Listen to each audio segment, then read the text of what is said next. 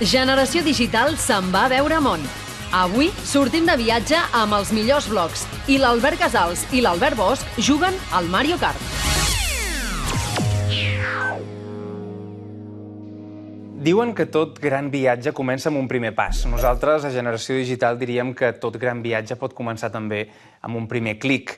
Avui, per parlar de viatges, ens acompanyen dues persones que a mi em tenen absolutament admirat. L'Albert Casals, que ell, sense diners, amb la cadira de rodes i, a més, amb esforç i amb ganes, ha voltat pràcticament per tot el món, Albert, i ho demostra aquest teu passaport, que jo me l'he quedat per dir, no havia vist mai un passaport tan gastat. És que, clar, fa temps ja el passaport aquest, a més m'han passat coses, algun cas d'accident, per això està tan fet pols, en veritat. M'ho explicaràs després, aquestes coses. I tenim l'Albert Bosch, que ha estat el primer català que ha arribat a peu al Pol Sud. Albert, benvingut a Generació Digital. Allà no sé si la tecnologia digital arriba massa bé al Pol Sud. Bueno, ok, via satèl·lit, jo estava actualitzant el meu blog cada dia, enviava el text i me l'actualitzaven aquí i via telèfon satèl·lit. Sí. Comencem a situar-nos. Abans de parlar amb els dos Alberts, veiem coses que està fent la gent en aquests moments viatjant pel món, blogs, gent que està donant la volta al món i que ens està explicant les seves experiències. Els catalans som molt viatgers. Fins i tot hi ha qui ho atura tot per complir el seu somni, com fer la volta al món. I, a més, ho explica a través de la xarxa. Hola, Generació Digital! Us saludem des de les congelades aigües de Cape Liptrap, al sud d'Austràlia. Hola, Catalunya! Una salutació molt especial Els nostres amics de Generació Digital. El món dels blogs ha permès que puguem seguir les aventures d'aquests viatgers intrèpids de ben a prop. Però què fa que aquesta gent emprengui un viatge tan llarg? La Mireia i el Marc van començar el seu viatge el 2008. Ens agrada molt viatjar, ens agrada viure la vida. El Marc estava treballant en una feina temporal, vam sentir parlar per primera vegada del bitllet Round the World. Després vam conèixer gent que havia fet aquest tipus d'experiència o que l'anava a fer. Hi va haver un altre input, que era una sèrie de televisió que es diu Six Feet Under, on cada capítol que hi ha es mor una persona al final del capítol, i això, doncs, tot i que sembla que sigui molt trist, en realitat és una al·legoria de la vida, i per això ens vam llançar a l'aventura. Com estan fent altres viatgers, van decidir fer un blog que va servir perquè la seva família i amics sabessin d'ells, però també van tenir més utilitats. Nosaltres podíem postejar, escriure sobre allotjaments, sobre activitats, sobre llocs que ens havien agradat, que altres viatgers que hi anirien més endavant seguien el nostre blog i podrien trobar aquest tipus d'informació, i nosaltres igual aprofitàvem els altres blogs per també nodrir-nos d'informació pel nostre viatge. En tornar, van anar més enllà i van crear el Club de Viatges. Tots tenim un blog amb seguidors, per què no fer que aquests seguidors, gent que li encanta viatjar, que li encanta viure la vida i que potser el seu somni seria fer una volta al món, per què no compartir aquestes experiències amb aquesta gent? A banda de ser una comunitat blocaire, el Club de Viatges també ha organitzat 2 congressos per donar informació útil per viatjar i explicar anècdotes. Les dues trobades van tenir èxit d'assistència, unes 300 persones. La Mireia i el Marc pretenen repetir l'experiència aquest any. També tenim altres versions de viatgers intrèpids que ja s'han fet un nom a la xarxa. Fins i tot tenim un exemple català que ha anat més enllà en les seves experiències. El Marc Serena ha escrit un llibre a partir del seu blog, La Volta dels 25, amb la col·laboració de 25 joves de 25 anys de diferents llocs del món. El llibre ha arribat a la seva segona edició en català i castellà. A vosaltres us agrada explicar les vostres experiències a través de blogs, per exemple, com tot això que hem vist? A mi em faltaria la constància, jo crec, per fer un blog, saps? Haver d'estar cada dia o cada cert temps anant allà a escriure. A part que, clar, jo dormim per les parcs i per les platges, saps? Tampoc tens molt on... No hi hauria wifi a tot arreu, diguem. No, bueno, clar, jo no porto res electrònic perquè tampoc tinc on connectar-ho. A part, així, si perds la motxilla no passa res. Vull dir que, clar, jo mai ho he fet. No sé, em va millor amb els llibres per això, perquè així quan torno, quan em ve de gust, pots explicar-ho. En el cas d'un viatge al Pol Sud, Albert, sí que la difusió com a mínim posterior és important, no? Fa 6 anys que tinc un blog de les aventures o viatges, digue-li com vulgui, o viatges a través de l'aventura que faig. Vull dir, per què? També té un motiu. Primer, que a mi m'agrada molt escriure, m'agrada molt compartir-ho, crec que és un dels objectius del viatge també compartir-ho, perquè aprofites molt més, en el meu cas, però també Clar, els meus projectes requereixen un patrocini important i és una manera també de divulgar-ho, de tenir un ressò i un retorn de patrocini. Però tot i així, la veritat és que a mi em diverteix. Aquí mateix, Pol Sur, cada dia actualitzava el blog, però era un plaer, desitjava aquella hora escriure un rato, enviar-ho, i després em retornava tota l'energia, perquè m'enviaven centenars de missatges. Era bestial. Home, tenia moltes hores per pensar què posaria, perquè estava ja tot sol, durant 48 dies sol. El post del dia estava ja ben pensat abans de començar. Com pots anar tan ràpid? Perquè anava molt ràpid, vaig molt ràpid a escriure, però home, vaig ràpid a escriure, però això és un tema mecànic, però el que havia de posar, anda que no ho he reflexionat. Recordeu quin és el primer viatge que vau fer? Bueno, jo quan tenia 15 anys, clar, vaig sortir des d'aquí... El primer, Sí. Mai havia viatjat enlloc, doncs simplement vaig marxar... De fet, el primer viatge de tots tenia un Interrail, que volia anar cap a Itàlia i tot això. El problema és que se'm va acabar l'Interrail, se'm van acabar els diners, però encara tenia ganes de viatjar. Doncs jo, curiosament, també havia fet alguns viatges amb els meus pares. Els meus pares sí, per Espanya, fins i tot una vegada havíem anat a Egipte. Però, bueno, el meu viatge sol... Exacte, allò dia primer. Sol, també va ser amb Interrail. I a més ho aconsello amb moltíssima gent. Una motxilla, Interrail, vaig anar pel sud d'Europa, fins a Istanbul, vaig arribar i va ser a dormir... És que no necessites diners, realment, vull dir, necessites actitud, no? Quin nivell de planificació? Entenc que deuen ser molt diferents. O sigui, estem parlant de dues persones amants dels viatges de forma absoluta, però de dos nivells de planificació radicalment diferents. Clar, quan hi ha...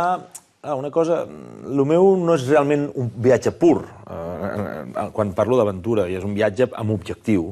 Un objectiu, amb uns hàndicaps importants pel mig, uns obstacles, unes dificultats, uns perills importants, però igual t'has de portar-ho tot milimetrat, a nivell de tot, sobretot de material, etc. I després comparteixo molt amb ell una cosa que, en aquest cas, l'envejo.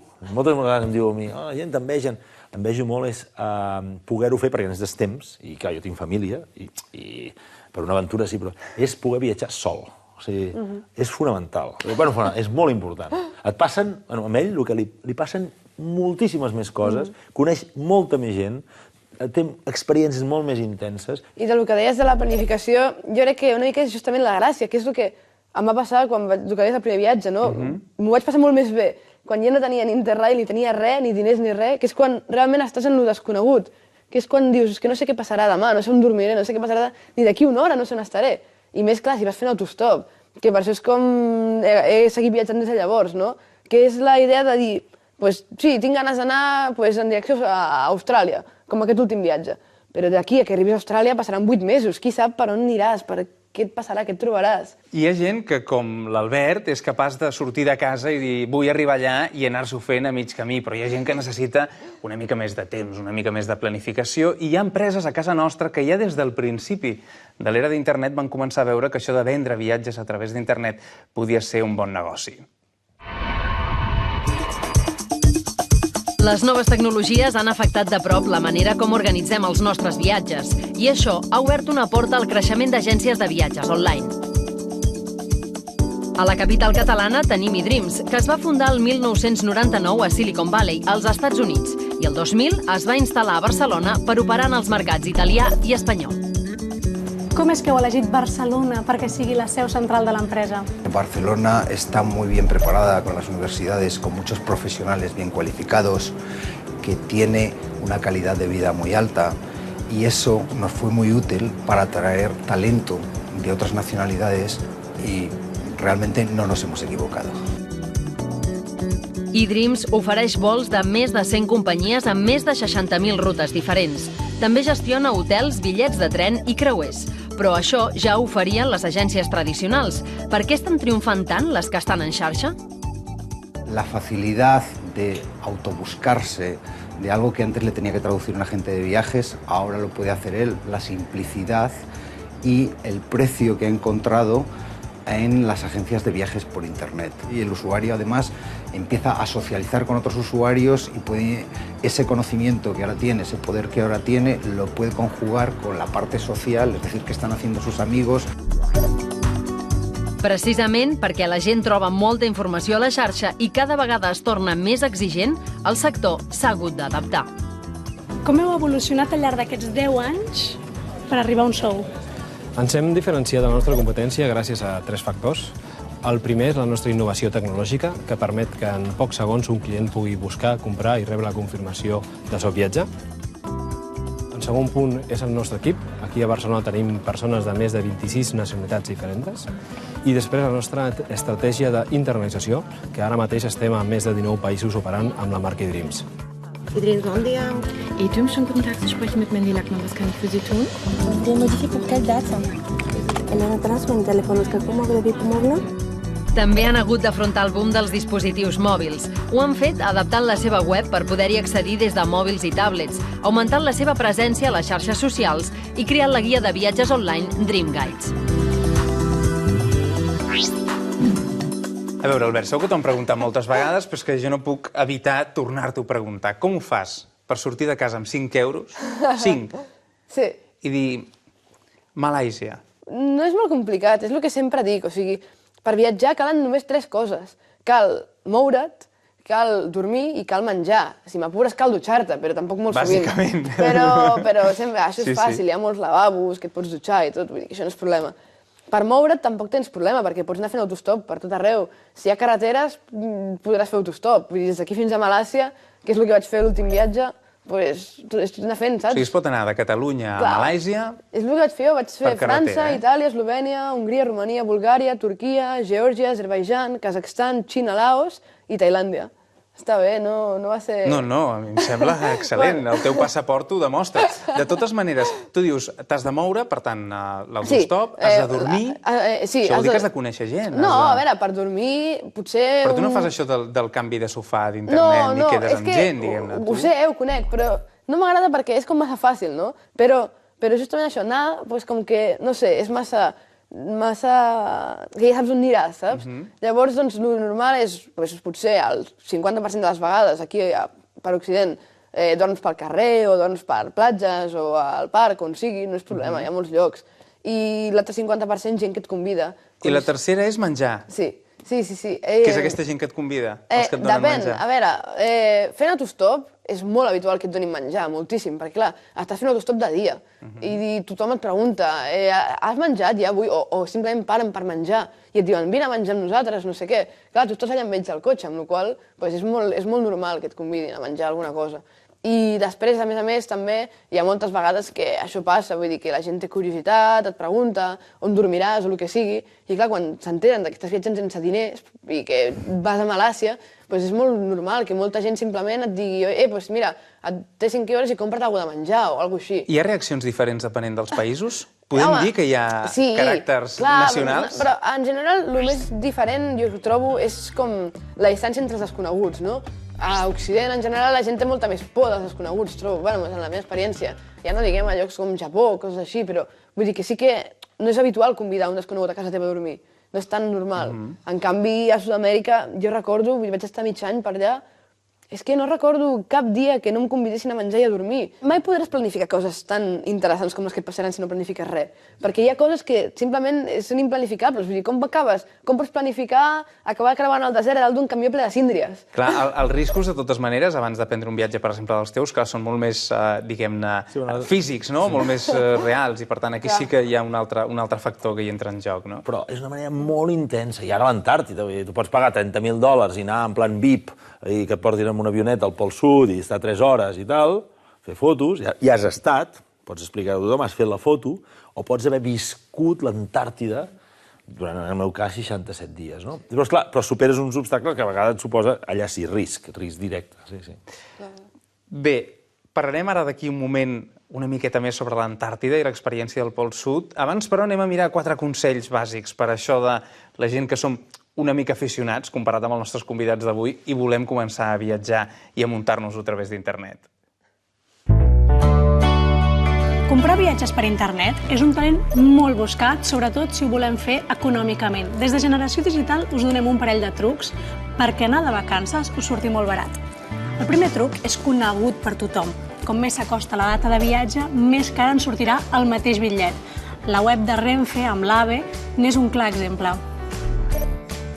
L'estadística diu que dilluns a primera hora apareixen les ofertes de la setmana. Dimarts al migdia baixen els preus i el millor dia per volar és el dimecres perquè és el dia que està més lluny del cap de setmana.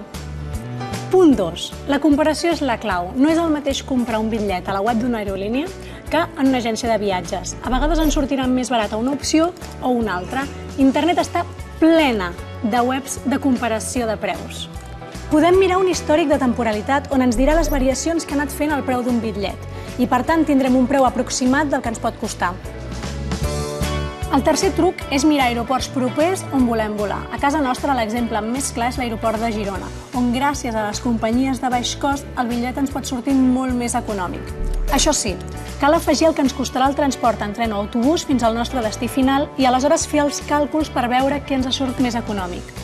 En vols molt llargs amb escales, a vegades és millor replantejar-se la ruta inicial i si, per exemple, volem anar a Xangai via l'aeroport de Londres, potser és millor fer-ho, no ho sé, per exemple, l'aeroport de París.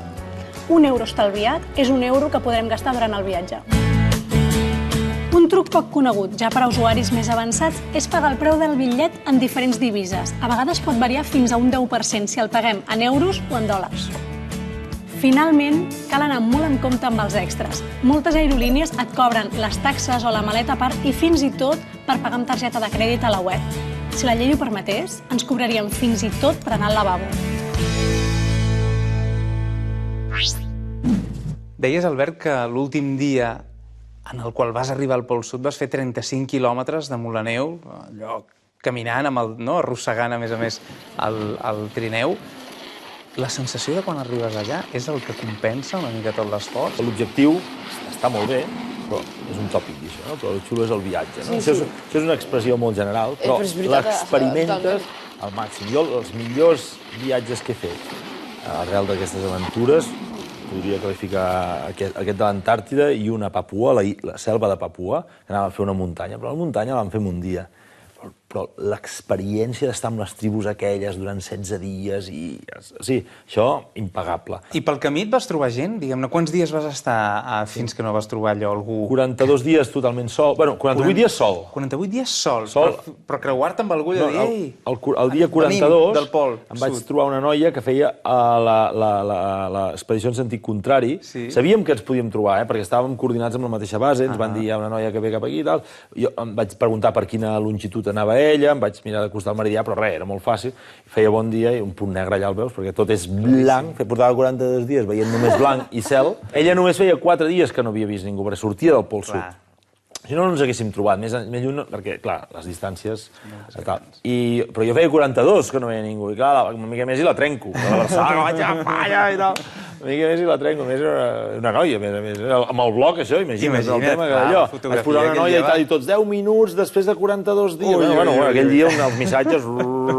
Què heu fet, que no tal, que... A banda del blog, la tecnologia quin paper juga en aquest tipus de viatges que fas tu? O sigui, t'ajuda realment? Sense la tecnologia serien tal com són? Bueno, el xulo, clar, nosaltres diem que fem aventures, però al final les aventures de veritat les feien abans, no? Diguéssim, perquè no hi havia plan B, no hi havia contacte amb la civilització. A l'Amundsen, quan va fer per primera vegada un home arribar al Pol Sud, ho va comunicar 2 mesos i mig després des de Nova Zelanda. Els d'abans anaven allà fent càlculs d'on estaven i més o menys s'ho imaginaven, tu. Nosaltres tenim un GPS que et diu exactament on estàs, cap on has d'anar. El GPS funciona perfectament allà baix? O sigui, sí, eh? O sigui, el GPS et diu, escolti'm, està vostè... Sí, perquè hi ha molts satèl·lits, només d'una companyia. Per exemple, a l'Everest, a la zona de l'Himàlaia, tenim 3 o 4 companyies de satèl·lits, a l'Àfrica també. Allà només hi ha una companyia, l'Iridium, però té molt bona cobertura, amb la qual cosa... I hi ha tarifa plana d'això de connexió del blog? Tu pagues una tarifa plana quan arribes a l'Antàrtida o cada vegada que pujaves al blog? El blog em costava alguna cosa, però parlar amb la meva dona em costava molt més que res. Pensava que estava a la cantonada, tu. Cada dia la trucava... Molt més fàcil deixar un missatge, no? Sí. Ei, tu, et recordo que estic al Pol Sud, eh? Vosaltres dos sou de Twitter, Facebook, xarxes socials, una mica, no? No, mai m'han agradat, no sé. M'agobien una mica. No sé, a part que saps, si és això, jo en general, si vull parlar amb algú, vaig a parlar a casa seva. O sigui, no Twitter, no Facebook, eh? No en tinc. Jo sí que tinc Facebook, el que passa és que se'm comunica... Quan publico una cosa a la web, surt directament allà, perquè no puc estar cada dia al Facebook. Necessito... El temps per mi el valoro molt i tal, el que em poso és cada... Però el Facebook m'agrada perquè hi puc entrar cada 2 o 3 dies i contestar les coses que m'han dit o el que sigui. El Twitter el trobo molt interessant, hi ha gent molt interessant al Twitter, penso, hi ha informació que volta molt interessant, però et trenca el moment. Has de ser conscient al moment, l'has de viure. I el Twitter, ostres, jo estic fart d'estar amb gent que estan sopant i contestant twitters, estan no sé què, no estan al moment present, no estan... L'Albert Casals ens ha dit que és fanàtic dels videojocs, no sé massa bé com ho tindrà l'Albert Bosch. El que farem és Veiem un parell de vídeos i els posem a prova amb el Mario Kart.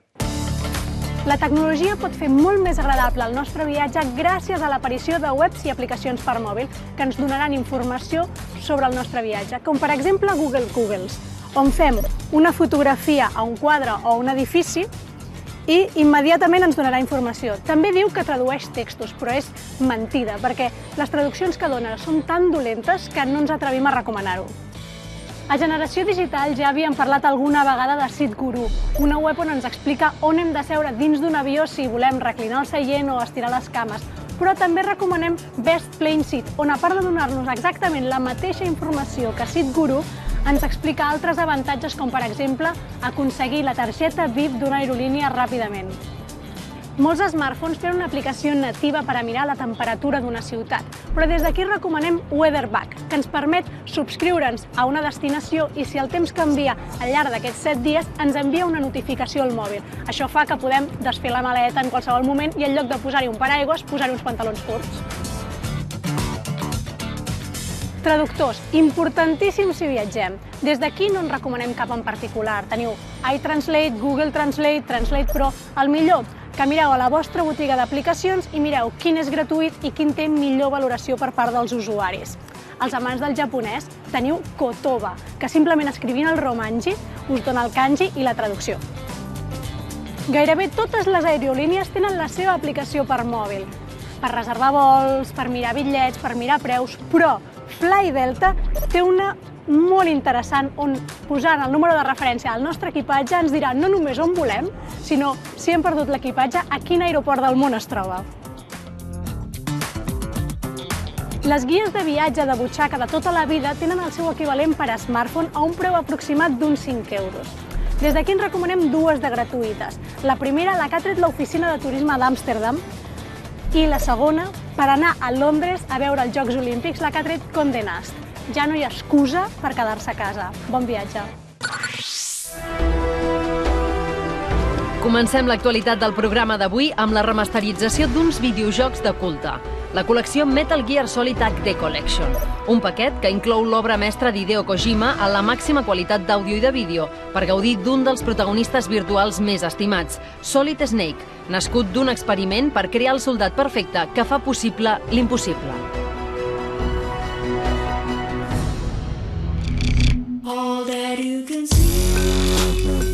El festival audiovisual més important del món, el VJ, torna. Congrega els millors videojòqueis per participar en un torneig en què han de demostrar les seves habilitats audiovisuals en directe. Un brasiler, resident a Catalunya des de fa 6 anys, n'ha guanyat la darrera edició. Ricardo Cansado desenvolupa un llenguatge que mescla pintura, fotografia i animacions digitals. Los VJs y los videoartistas que trabajan con audiovisual indirecto, muchas veces la gente ve el video proyectado y no se da cuenta muy bien de lo que es, pero a partir de softwares, de programas de ordenador, estamos ahí currando toda la narrativa en el momento. Entonces es muy interesante que tú tienes la respuesta del público, tienes esta interacción y puedes construir a cada presentación una nueva narrativa, ¿no? A més, VJ Electroiman organitza el Festival Visual Brasil, que té com a objectiu difondre treballs audiovisuals dels seus compatriotes a Catalunya.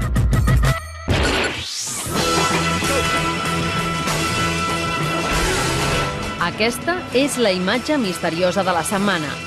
Si sabeu de quin videojoc es tracta, envieu-nos la resposta a generaciodigital@catradio.cat. Entre tots els que hi participeu, sortegem el joc Rayman Origins per a la PlayStation 3. Aquest dissabte, de 4 a 6 de la tarda, donarem la solució de l'enigma i n'anunciarem el guanyador a Catalunya Ràdio.